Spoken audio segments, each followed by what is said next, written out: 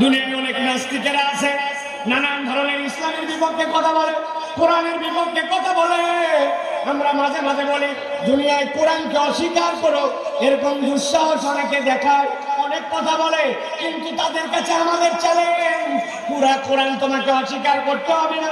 তোমার যদি সাধ্য থাকে, আল্লাহ কোরআনুল কারীমের মধ্যে বলেছেন কুল্লু নাফসিন যায়িকাতুল মাউত, এই দুনিয়াতে যে জীবন নিয়ে এসেছে তাকে মৃত্যুবরণ করতে হবে, পুরা কোরআন অস্বীকার করতে হবে না।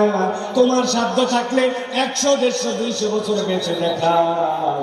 দুনিয়ার মানুষ তার জীবন যদি তাকে মৃত্যুর স্বাদ গ্রহণ করতে হয়, তাহলে ওই মানুষ যেরকম কোরআনের একটা আয়াতকে অস্বীকার করতে পারে না, আল্লাহ বলছেন তুমি যতই লাফাও না কেন, প্রকৃতার্থে তুমি আল্লাহ বিধানের বাইরে যেতে পারবে না। আল্লাহ রাব্বুল আলামিন বলছেন, যেহেতু আল্লাহ রাব্বুল আলামিন তোমাকে অযথা সৃষ্টি করেন নাই, আল্লাহ রাব্বুল আলামিন তোমাকে যৌক্তিক কারণে তার কাছে ফেরত আসতে হবে, এটাও স্মরণ করায় দিচ্ছেন। এবার আল্লাহ নিজের পরিচয় দিচ্ছেন, ফাতাআলাল্লাহুল মালিকুল হক লা ইলাহা ইল্লা হুয়া রাব্বুল আরশিল কারীম।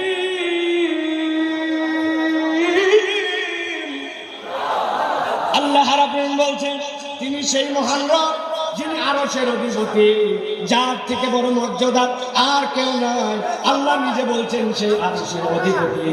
তোমাদেরকে বোঝাতে চান তোমাদেরকে অযথায় সৃষ্টি করা হয় নাই, আর আল্লাহর কাছে তোমাকে ফেরত আসতে হবে।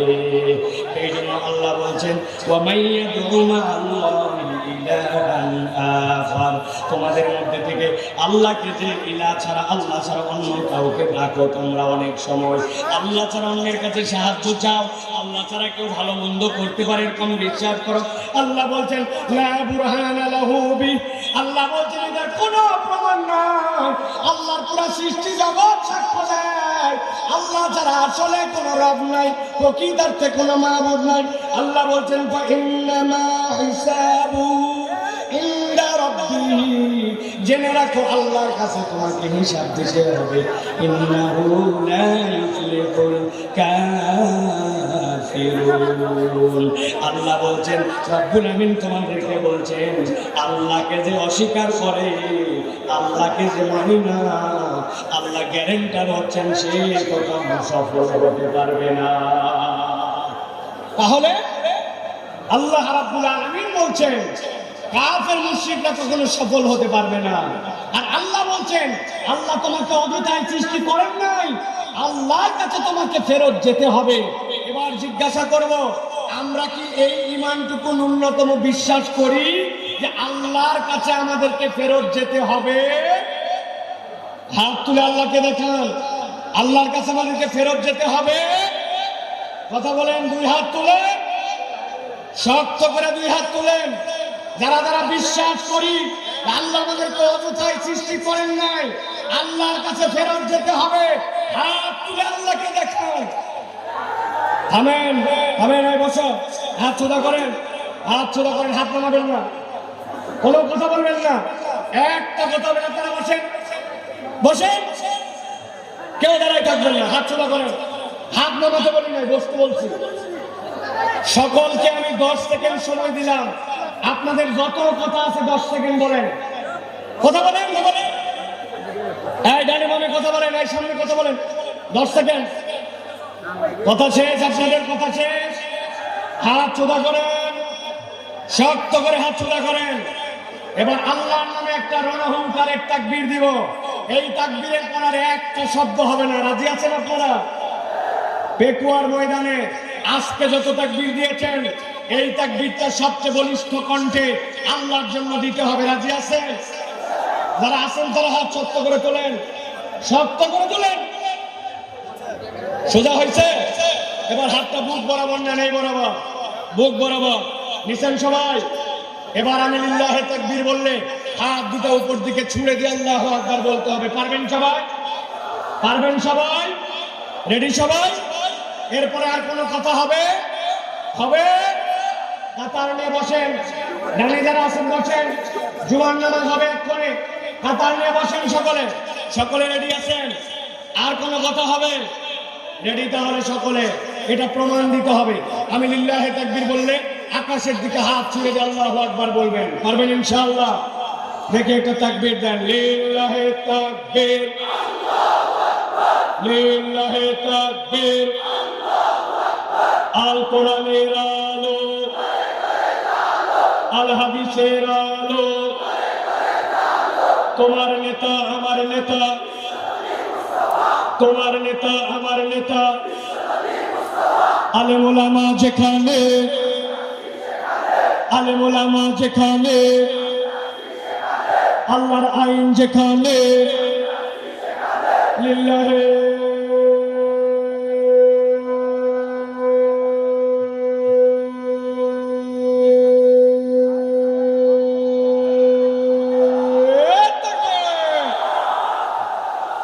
আলহামদুলিল্লাহ। চুপ করে সবাই বসে পড়েন, আর কোনো কথা বলবেন না, বসেন সবাই, আর কোনো কথা নাই। সাউন্ড চলে গেছে। প্রিয় ভাইরা,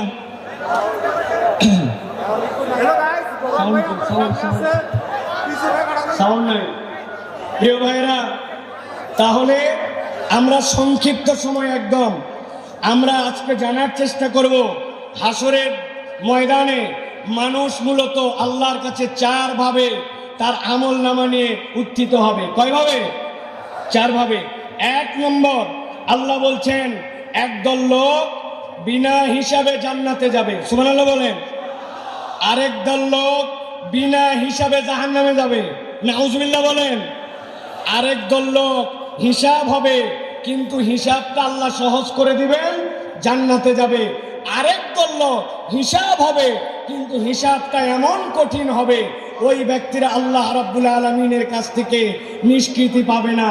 এই চার দলের মধ্যে সবচেয়ে সহজ দল হবে তারা, যেই মানুষগুলা আল্লাহ রাব্বুল আলামিনের কাছে গুনাহ থাকবে, অপরাধ থাকবে, কিন্তু আল্লাহ রাব্বুল আলামিন তাদেরকে ক্ষমা করে দিয়া বিনা হিসাবে জান্নাতে পাঠাবেন। আমরা বিনা হিসাবে জান্নাতে হতে চাই কিনা? চাই কিনা? ভালো করে খেয়াল করেন। আল্লাহ রাব্বুল আলামিন বলছেন একদল লোক আল্লাহ রাব্বুল আলামিনের সামনে গুনাহ খাতা থাকবে, কিন্তু আল্লাহর কাছে আসার আগে ওই মানুষগুলো আল্লাহর কাছে তওবা করেছে। আমার নবী বলছেন কেমন তওবা করছে জানো নাকি? আল্লাহ নবী বলছেন আত-তাইবু মিনাজ যামবি কামান লা যামবালা, এমন ভাবে তওবা করছে ওই বান্দাটার যেন গুনাহই ছিল না। আল্লাহ রাব্বুল আমিন বলছেন সূরা ফুরকানের মধ্যে, আল্লাহ বলছেন যেই বান্দাটা তওবা করবে, তওবা করার পরে ওই বান্দাটা আল্লাহ রাব্বুল আমিনের কাছে ক্ষমা চাবে, আল্লাহ রাব্বুল আমিনের কাছে যে ক্ষমা চাইবে সেইটা শর্ত মতো তার জন্য হওয়া লাগবে। আল্লাহ কোরআনে বলছেন ইল্লা মান তাবা ওয়া আমানা ওয়া আমিলা আমালান সালিহা ফাউলাইকা ইউবাদদিলুল্লাহু সাইয়্যাতিহিম হাসানাত। আমার আল্লাহ রাব্বুল আমিন বলছে তাদের মধ্যে থেকে যারা তওবা করে, আর তওবা করার পরে ঈমানের সাথে তওবা করেছে, তওবা করে বসে থাকে না, ওয়া আমিলা আমালান সালিহা, এরপরে বান্দা নেক কাজ করেছে, আর বান্দা ঈমানের সাথে যখন নেক কাজ করে আল্লাহ বলছেন রব তার তওবাকে এমন পছন্দ করেন। আল্লাহ বলছেন ফাউলাইকা ইউবাদদিলুল্লাহু সাইয়্যাতিহিম হাসানাত, আল্লাহ তাদের যাবতীয় গুনাহ খাতা যা ছিল সবগুলাকে নেক দিয়ে পরিবর্তন করায় দিবেন। ওয়া কানাল্লাহু গফুরুর রহিমা, আল্লাহ বলছেন নিশ্চয় আল্লাহ রাব্বুল আমিন বান্দাদের জন্য গফুর, ক্ষমাশীল, বান্দাদের জন্য দয়াদ্র। এত বড় মাহফিল আসলাম আর হই হই করলাম, জোরে জোরে স্লোগান দিলাম আর চলে গেলাম, কোনো লাভ হবে না। আমাদের জন্য ভালো করে বোঝেন, আল্লাহ রাব্বুল আমিন বলছেন আজকের ময়দানে আপনি আসছেন, আল্লাহর কাছে আপনি শপথ নেন রব্বুল আমিন আমার গুনাহ আছে, আমার অপরাধ আছে, আমার ভুল আছে, কিন্তু আমি আজকে তওবা করতেছি রব, তুমি আমার একমাত্র ইলাহ হিসাবে সাক্ষ্য দেওয়ার পরে আমার ভুল থেকে আমি সরে আসতে চাই। বান্দা যদি একবার আল্লাহকে ইলাহ হিসাবে গ্রহণ করে আর গ্রহণ করার পরে আল্লাহর কাছে তওবা করে রব্বুল আমিন বান্দাকে মাফ করে দিবে। মুফাসসিররা ব্যাখ্যা করেছেন, ওয়াল্লাযীনা ইউওয়াহ্হিদুনাল্লাহ ওয়া লা ইয়াদউনা ওয়া লা ইয়াবুদুনা ইলাহান গায়রাহ। আল্লাহর কাছে ঈমান আনার মানে কি? আল্লাহর তাওহীদে আপনাকে অটল হতে হবে। আল্লাহ রাব্বুল আমিন ছাড়া কারো সাথে ইবাদত করা যাবে না এবং আল্লাহ ছাড়া কাউকে ডাকা যাবে। বান্দা যদি এইটা করে, আল্লাহ বলছেন, বান্দা তোমার গুনাহ যত হোক আমি রব্বুল আমিন তোমাকে প্রকৃত তওবাকারী হিসাবে কবুল করে নিয়ে আমি তোমাকে মাফ করে দিব। তবে একটা শর্ত আছে, বান্দার হক নষ্ট করা যাবে না, ঠিক কি না? আপনি দেশের টাকা বিদেশে পাচার করে দিবেন, আপনি দেশের হরিলুট করে ফেলবেন, রাস্তাঘাট খেয়ে ফেলবেন, আপনি দেশের বিভিন্ন জায়গায় জালিয়াতি করবেন, যেই প্রজেক্ট অল্প টাকায় হয় ওইটা 10 গুণ 20 গুণ বাড়াবেন, এরপরে শেষ বয়সে এসে আল্লাহর কাছে তওবা করবেন, মাফ পাওয়ার কোনো সুযোগ নাই। মনে করছেন দেশের থেকে হয়তো বেরিয়ে গেছি, পালায় গেছি আর মাফ পেয়ে গেছি, এত সোজা নয়। আমি আপনাদের কাছে জিজ্ঞাসা করতে চাই, আমেরিকা কি আল্লাহর দুনিয়ার ভিতরে না বাইরে? কথা বললেন না। আমেরিকা আল্লাহর দুনিয়ার ভিতরে না বাইরে? কানাডা কি আল্লাহর দুনিয়ার ভেতরে না বাইরে? ফ্রান্স কি আল্লাহর দুনিয়ার ভেতরে না বাইরে? আমাদের পাশের দেশটা কি আল্লাহর দুনিয়ার ভেতরে না বাইরে? বললেন না যে আল্লাহর দুনিয়ার ভেতরে না বাইরে? আপনি কেমনে ভাবলেন আশপাশে পালাই যে আমি চির মুক্তি পেয়ে গেলাম? আমি আমার ভাষায় বলি, ফুটবল খেলা মাঝে মাঝে শুরু হয় সেন্টার থেকে বল নিয়ে খেলতে খেলতে এ পা ও পা করে ডিয়ের মধ্যে যায়, ডিয়ের মধ্যে থেকে এরপরে গোল দিকে কিক করে। আপনার কেবলমাত্র দৌড়ানি শুরু হয়েছে, এখনো বহুত দৌড়ানি বাকি আছে। আল্লাহ ধরা সবচেয়ে বড় ধরা। আল্লাহ ধরে না কিন্তু ধরলে আল্লাহ ছাড়ে না, ঠিক কিনা? এই জন্য প্রিয় ভাইরা, আমাদেরকে স্লোগান দিও না এখন ভাই, কথা শোনেন প্রিয় ভাইরা। এই কথা বলার উদ্দেশ্য, আল্লাহর কাছে ক্ষমা নিয়ে আমাদেরকে বিনা হিসাবে জান্নাতি হওয়ার জন্য চেষ্টা করতে হবে। এটা একটা দল কয়টা বলছি? 4টা। চলেন এবার 2 নম্বর দল। বসুন। 2 নম্বরে কথাগুলো মনোযোগ দিয়ে শোনেন। আল্লাহ রাব্বুল আমিন বলছে, একদল লোকের কোনো হিসাবই হবে না, বিনা হিসাবে জাহান্নামে ঢুকায় দেওয়া হবে। নাউজুবিল্লাহ বলেন। আল্লাহ কোরআনে বলছেন সূরা বাকারা 217 নম্বর আয়াতের মধ্যে, ওয়া মাইয়ারতাদিদ মিনকুম মান দীনিহি ফায়ামুত ওয়া হুয়া কাফির ফাউলাইকা হাবিতাত আমালুহুম ফিদ দুনিয়া ওয়াল আখিরাহ ওয়া উলাইকা আসহাবুন নারি হুম ফিহা খালিদুন। আল্লাহ বলছেন, একদল লোক অতি পণ্ডিত হয়ে যায়, আল্লাহ দিনের উপরেই ছিল, কিন্তু এমন বুঝ আনছে, বুঝ এনে মুরতাদ হয়ে গেছে, আল্লাহর দিন থেকে সরে গেছে। সে অনেক সময় বুঝে মুরতাদ হয়, অনেক সময় না বুঝেও মুরতাদ হয়। আমাদের দেশে না বোঝা একদল মুরতাদ আছে, এদের ঈমান বোঝানো আমাদের জন্য জরুরি। ছোট্ট করে বোঝানোর জন্য বলি, আমাদের দেশে এরকম মুসলমান আছে কিনা নামাজের ইসলাম পছন্দ করে, ও রোজার ইসলাম পছন্দ করে, যাকাতের ইসলাম পছন্দ করে, কিন্তু যেই না বলা হয় চোরের বিচার আল্লাহর আইন দিয়ে করা হোক, দেশটা আল্লাহর আইন দিয়ে চলুক, খেলাফত অনুযায়ী দেশটা পরিচালিত হোক, সেই না ওই নামাজি হাজী সাহেব পর্যন্ত রাজি থাকে না। এরকম মুসলমান আছে কিনা? উল্টা আমাদেরকে বলে, সাইফুল্লাহ ভাইকে তো কোনো দলের লোক মনে করতাম না, কিন্তু উনিও তো দেখি দলের কথা বলে। আল্লাহর দ্বীনের পক্ষে কথা বললে, আল্লাহর আইনের পক্ষে কথা বললে দল খুঁজে নামে পরিচয় দেয়, আসলে এইগুলা মুনাফিক মার্কা মুসলমান। ভালো করে বোঝেন, আল্লাহ বলছেন কেউ যদি আল্লাহর দ্বীন থেকে মুখ ফিরায় নেয়, ফায়ামুত ওয়া হুয়া কাফির, এই অবস্থায় যদি মারা যায় তাহলে সে কাফের। আল্লাহ বলছেন, আর কেউ যদি কাফের অবস্থায় এরকম করে মুরতাদ হয়ে মরে যায়, ফাহাবিতাত আমালুহুম ফিদ দুনিয়া ওয়াল আখিরাহ ওয়া উলাইকা আসহাবুন নারি হুম ফিহা খালিদুন। এই মানুষগুলোকে চিরস্থায়ী জাহান্নামে ঢোকানো হবে, এদের কোনো বিচার হবে না, সরাসরি জাহান্নামে যাবে। অতএব যাই করি নাই করি, কখনো আল্লাহর দ্বীনের থেকে মুখ ফিরানো যাবে না, আর নিজের পণ্ডিতি কাটায়া আল্লাহর বিধান নিয়ে কোনো বাজে কথা বলা যাবে না, ঠিক না? খুব সাবধান প্রিয় ভাইরা। আল্লাহ রাব্বুল আলামিন কোরআনুল কারীমের মধ্যে বিস্তারিত কথা বলেছেন, সংক্ষেপ সময় এই জন্য আপনাদের কাছে বোঝানোর জন্য বলছি। মুরতাদ কিভাবে হয়? ওরা মনে করে নবীর তরিকা ঠিক না, নবীর পদ্ধতি পছন্দ করে না, আল্লাহর বিধান আগে ঠিক মনে করত, কিন্তু এখন মনে করে আল্লাহর বিধান বোধহয় বাংলাদেশের জন্য, আমাদের সমাজের জন্য অচল। এরকম যদি মনে করে, ও যত হাজী সাহেব গাজী সাহেব হোক না কেন, আল্লাহর কাছে সে মুরতাদ হয়ে যাবে বিনা হিসাবে জাহান্নামে। আল্লাহ হেফাজত করুন, আল্লাহুম্মা আমিন। প্রিয় ভাইয়েরা, এবার চলেন আমরা 3 নম্বর দলের মধ্যে যাব। 3 নম্বর দল কি, এটা একটু বুঝতে হবে।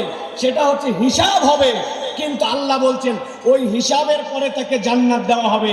তবে হিসাবটা তার জন্য যে হবে, ওই হিসাবটাতে তার আমল নামায়, আমলটা পরিমাপে দেখা হবে না, আমলটা ওজনে দেখা হবে। কিসে দেখা হবে? কথা বলেন, আমল কি আমাদের পরিমাপ হবে না ওজন হবে? আমার দিকে তাকান, কি হবে? ওজন হবে। এখন কথা হচ্ছে যে আপনার আমল নামায় সওয়াব আছে, গুনাহ আছে, কিন্তু আমল নামাতে আমার ওজনটা কেমনে ভারী হবে? আমি আপনাদের কাছে বলতে চাই, একটা মানুষের জীবনে যদি তার আমল নামায় 3টা জিনিস যুক্ত থাকে, তাহলে তার আমল নামা ওজনে ভারী হয়। সুবহানাল্লাহ বলেন। 1 নম্বরে আপনার আমল নামার মধ্যে ঈমান লাগবে। কি লাগবে? একটা মুখ বন্ধ থাকবে না। আমল নামাতে ওজনে ভারী করতে হলে প্রথমে বলতে হবে কি লাগবে? জোরে বলেন ঈমান। ওই যে দাঁড়ায় আছেন যারা, কি লাগবে? ঈমান। ঈমান নাই আপনার কিচ্ছু নাই, ঈমান আছে আপনার কিছু আছে। সুবহানাল্লাহ বিহামদিহি। এই যে তরুণেরা ওয়াজ শোনার জন্য চলে আসছে, কিন্তু এর মধ্যে অনেকেই আছে ঈমানের বেসিক হচ্ছে সালাত, অথচ সেই সালাত আদায় করে না। আছে কি না? আমি আপনাদের কাছে একটা ছাত্র আর একটা শিক্ষকের একটা দৃষ্টান্ত দিব 30 সেকেন্ডে, ভালো করে খেয়াল করেন। এক ছাত্রকে তার ওস্তাদ জিজ্ঞাসা করছে, বলো তো দুনিয়াতে নামাজ পড়ে না কারা কারা? ওই ছেলে ভেবে চিনতে বলছে, ওস্তাদ দুনিয়াতে নামাজ পড়ে না 3 শ্রেণীর লোক। কয় শ্রেণী? কথা বলেন। 3 শ্রেণী। বলো তো 1 নম্বরকে? বলছে 1 নম্বর যে পাগল অথবা অজ্ঞান। মাশাআল্লাহ। 2 নম্বরকে? বলছে ওস্তাদ 2 নম্বর যে মৃত, সে নামাজ পড়ে না। মরা মানুষ নামাজ পড়ে? উল্টা নামাজ পড়া লাগে। বলছে মাশাআল্লাহ। এবার 3 নম্বর বলো। বলছে 3 নম্বর হচ্ছে যে অমুসলমান। তাহলে নামাজ পড়ে না কয় শ্রেণী? 1 নম্বরে পাগল অথবা অজ্ঞান বলেন, 2 নম্বরে মৃত, 3 নম্বরে অমুসলমান। এবার পেকুয়ার লক্ষ মানুষকে সামনে নিয়ে জিজ্ঞাসা করতে চাই, যারা এখানে আছেন দাঁড়ায় বসে দূরে কাছে, আমরা কি পাগল অথবা অজ্ঞান? আমরা কি মৃত? আমরা কি অমুসলমান? আপনি কিন্তু ফাইসে গেছেন। আপনি আগামীকালকে নামাজ পড়েন নাই, বলছে এই তুই কি পাগল? বলছে না। তাহলে মরা না, অমুসলমান না। আপনি পাগল না, মরা না, অমুসলমান না, আপনি নামাজ পড়বেন না, তা হবে না। ঠিক কিনা? ঈমানের পরে সবচেয়ে গুরুত্বপূর্ণ এইটা হচ্ছে আপনার আমার জন্য সালাত। তাহলে আমলে ওজন বাড়ানোর জন্য কাজ 3টা। 1 নম্বর ঈমান লাগবে। কি লাগবে? 2 নম্বর লাগবে নিয়ত সহি লাগবে, আপনার নিয়তটা বিশুদ্ধ লাগবে। আমিনের কাছে আমরা সর্বাগ্রে কালিমাতুশ শুকর আদায় করে আনন্দ চিত্তে বুলন্দ আওয়াজে সকল কথাবার্তা বন্ধ করে দিয়ে আল্লাহকে খুশি করার জন্য সকলে সমস্বরে পড়ছি আলহামদুলিল্লাহ। দরুদ এবং সালাম বর্ষিত হোক মানবতার মহান মুক্তির দূত আকায়ে নামদার তাজদারে মদিনা আপনার আমার প্রিয় রাসূল জনাবে মুহাম্মদুর রাসূলুল্লাহ সাল্লাল্লাহু আলাইহি ওয়াসাল্লামের প্রতি আজকের এই মুবারক মজলিস, যেই মজলিসে মরহুম মাওলানা শহীদুল্লাহ স্মৃতি সংসদ এবং পেকুয়া সমাজ উন্নয়ন পরিষদের যৌথ উদ্যোগে আজকের এই 8ম বাৎসরিক তাফসীরুল কোরআন মাহফিল, আপনারা সকলেই জানেন দীর্ঘ 5 বছর পর্যন্ত ফ্যাসিস্টদের রোষানল এবং বিভিন্ন বাংলাদেশের বাস্তবতায় আমাদের প্রিয় ভাই ডক্টর আল্লামা মিজানুর রহমান আল আজহারি তিনি বাংলাদেশে প্রোগ্রাম করতে পারেন নাই, কোরআনের ময়দানে কথা বলতে পারেন নাই। আজকে এই ময়দানের মাধ্যম দিয়ে ভাই আবার আমাদের সামনে কোরআনের তাফসীর পেশ করবেন। তবে আমরা আশা করব আজকের যে পথ চলা নতুন ভাবে শুরু হলো, আগামী বাংলাদেশ, ইসলামের বাংলাদেশ, আগামীর বাংলাদেশ, সামনের বাংলাদেশ, আগামীর বাংলাদেশ, ইনসাফের বাংলাদেশ, আগামীর বাংলাদেশ, আর মুলামার বাংলাদেশ। এই বাংলাদেশ যতদিন পর্যন্ত ইনসাফের বাংলাদেশ না হয়, আমাদের ভাই ইনশাআল্লাহ অব্যাহতভাবে তার দায়িত্ব এবং বক্তব্য প্রদান করবেন ইনশাআল্লাহ। আল্লাহ রাব্বুল আলামিন কবুল করবেন, আল্লাহুম্মা আমিন। প্রিয় ভাইরা, আমি আপনাদের কাছে অনুরোধ করব, এখানে লক্ষাধিক মানুষ, আপনারা যদি একটা ছোট্ট করে কথা বলেন তাহলে এই জায়গায় কোনো পরিবেশ থাকবে না, কোনো পরিবেশ থাকবে না। আমি প্রথমে আমার ক্যামেরাম্যানদেরকে বলবো, আমার মিডিয়ার ভাইদেরকে, আল্লাহর রাস্তায় চোখের ইশারায় কাজ করেন, আর কোনো কথাবার্তা বলা যাবে না। রাজি আছেন ইনশাআল্লাহ? কোনো কথা হবে না। শোনেন, আপনাদের কাছে আমি বলি, ক্যামেরাম্যান সহ আমাদের অডিয়েন্সদের জন্য, আপনারা গতকালকে আমাদের ভাইয়ের স্ট্যাটাস থেকে আপনারা দেখেছেন, উনি বলেছেন এইটি ইনশাআল্লাহ ওয়ার্ম আপ। ওয়ার্ম আপ মানে কি? গা গরম করার খেলা, গা গরম করার ম্যাচ। ভাই এটা রূপক করতে বুঝিয়েছেন। আপনাদের বিহেভিয়ার, আপনাদের আচরণ, আপনাদের পরিবেশ, এইগুলা দেখে নেক্সটের প্রোগ্রামের জন্য আপনাদের কি করণীয় এবং আপনাদেরকে অ্যালাউ করা হবে কি হবে না, এই সিদ্ধান্ত আসবে। সুতরাং আমরা এমন কিছু না করি যেটা আমাদের মাহফিলের সৌন্দর্য নষ্ট করে। আমরা সকলে সেই দিকে সচেতনভাবে খেয়াল রাখি। আমরা সকলে মিলে যদি একটা চমৎকার পরিবেশ উপহার দেই, তাহলে ইনশাআল্লাহ আমরা এটা প্রমাণ করতে পারবো যে কোরআনের ময়দানের জন্য, তাফসীরের ময়দানের জন্য বাংলার মাঠ প্রস্তুত আছে ইনশাআল্লাহ। প্রত্যেকটা জেলা, বিভাগ, বিভিন্ন জায়গায় আমরা প্রোগ্রাম করতে পারি, ঠিক কিনা? এই জন্য আমাদের সহযোগিতা দরকার। আল্লাহ আমাদের সকলকে এই সহযোগিতার মন মানসিকতা নিয়ে কোরআনের পক্ষে কাজ করার মতো তৌফিক দান করেন, বলেন আল্লাহুম্মা আমিন। প্রিয় ভাইরা, জুমা পূর্ব এই সংক্ষিপ্ত অধিবেশনে আমি আপনাদের কাছে মূল্যবান একটি বিষয় থেকে সংক্ষিপ্ত কিছু কথা বলবো। প্রিয় ভাইরা, সময় অত্যন্ত সংক্ষিপ্ত, কিন্তু বিষয়টি অত্যন্ত গভীর। আজকে আমরা এই সংক্ষিপ্ত সময়ে যে বিষয়টি যে কথা বলতে চাই, সেটি হচ্ছে মানুষ এই দুনিয়ার জীবন যখন শেষ করবে, দুনিয়ার জীবন শেষ করে মানুষ আবার আল্লাহ রাব্বুল আলামিনের সামনে যাবে। যখন মানুষ আল্লাহ রাব্বুল আলামিনের সামনে যাবে এবং আল্লাহর কাছে তার আমলনামা নিয়ে উত্থিত হবে, দুনিয়ায় যেরকম ঘরে পর্দায় সকল মানুষ একসাথে থাকে, ওই দিন আল্লাহ রাব্বুল আলামিনের সামনে সব মানুষ একভাবে উঠবে না। হাসরের ময়দানে মানুষদেরকে আল্লাহ রাব্বুল আলামিন হিসাবের বেলায় 4 দলে বিভক্ত করবেন। হাসরের দিনে হিসাবের বেলায় মানুষ কয় দলে বিভক্ত হবে?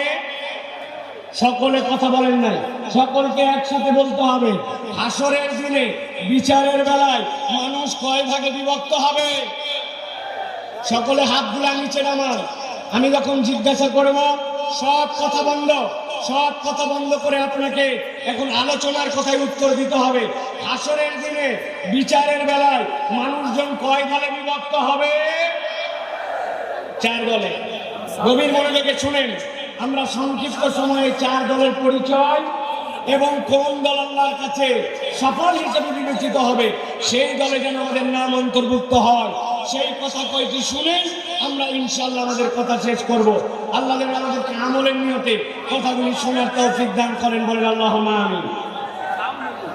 আল্লাহ রাব্বুল আলামিন কোরআনুল কারীমের সূরা মুমিনুন, সূরা মুমিনের মধ্যে আল্লাহ রাব্বুল আলামিন কিয়ামত পর্যন্ত আগত মানুষদের জন্য বলছেন, দুনিয়ার মানুষ ভালো করে খেয়াল করো। আল্লাহ বলছেন, আফা হাসিবতুম আন্নামা খালাকনাকুম আবাথা, তোমরা কি মনে করো নাকি তোমাদেরকে দুনিয়াতে অযথায় অযথায় বিনা কারণে কোন রকম আল্লাহ রাব্বুল আলামিনের উদ্দেশ্যহীন তোমাদেরকে সৃষ্টি করা হয়েছে নাকি? আল্লাহ বলছেন, না, দুনিয়ার মানুষ তোমাদেরকে বিনা কারণে উদ্দেশ্যহীন ভাবে সৃষ্টি করা যেমন হয় নাই, সেরকম এইটাও তোমরা ভাবো নাকি ওয়া আন্নাকুম ইলাইনা লা তুরজাউন। আল্লাহর কাছে তোমাদেরকে বোধহয় ফেরত আসতে হবে না। আল্লাহ এর দ্বারা বোঝাতে চান, বান্দা তোমাকে অযথাই সৃষ্টি করা হয় নাই, আবার আল্লাহর কাছে তোমাকে ফেরত অবশ্যই আসতে হবে, ঠিক কিনা? নিজামের কথা মোটরসাইকেলে আসতে আসতে আমার চোখটা ছলছল হয়ে গেছে। বল সাইফুল্লাহ ভাই, এত লক্ষ লক্ষ লোক দেখানোর জন্য আয়োজন করি নাই। আমার আব্বা ইন্তেকাল করে গেছেন, এলাকাবাসী অনেক মানুষ মারা গেছে। একটা লোক যদি দোয়া করে, আমার বাপ যদি সেখান থেকে নিষ্কৃতি পায়, আর মানুষ যদি কোরআনের বার্তা নিয়ে কোরআনের পক্ষে বাড়িতে যায়, আমার আয়োজন সফল হয়। একটু দোয়া করবেন। নিয়ামতুল্লাহ যদি মনে করতো অনেক টাকা দিছে, দেখ কত বড় আয়োজন করি, আয়োজনের এক পয়সাও দাম নাই। এই জন্য আমলটা লাগবে ইখলাসের সাথে, আল্লাহর জন্য, ঠিক কি না? আমল করব কার জন্য? আল্লাহর জন্য। আর আমল নামায় যদি ওজন বাড়াতে চান, 3 নম্বর পয়েন্ট হচ্ছে নবীর তরিকায় করা লাগবে। কার তরিকায়? নবীর তরিকায়। এইটার মধ্যে কথা আছে প্রিয় ভাইরা, আমরা নবী সাল্লাল্লাহু আলাইহি ওয়াসাল্লামের তরিকা মানতে চাই, ঠিক কি না?